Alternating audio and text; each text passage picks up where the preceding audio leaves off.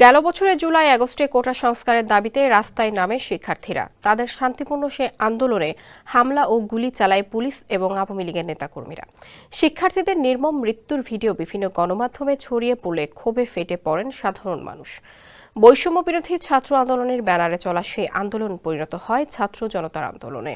আন্দোলন দমন করতে ক্ষমতাচ্যুত প্রধানমন্ত্রী শেখ হাসিনা বিভিন্ন পরিকল্পনা করেছিলেন। শেখ হাসিনার এসব পরিকল্পনার বিষয়ে বেশ কয়েকজন ঊর্ধ্বতন কর্মকর্তা জাতিসংঘের ফ্যাক্ট ফাউন্ডিং দলকে গুরুত্বপূর্ণ তথ্য দিয়েছেন।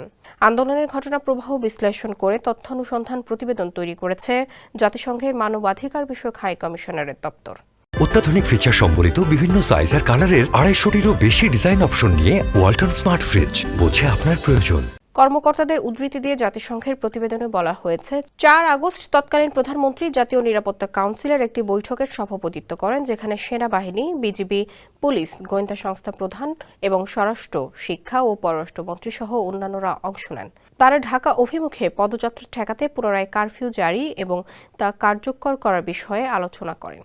ওই দিন রাতে প্রধানমন্ত্রীর বাসভবনে দ্বিতীয় আরেকটি বৈঠক হয়। সবাই একমত হন যে আন্দোলনকারীদের ঢাকায় প্রবেশ ঠেকাতে সেনাবাহিনী ও বিজিবি পুলিশের সঙ্গে যৌথভাবে মোতায়েন থাকবে এবং দরকার হলে বল প্রয়োগ করা হবে।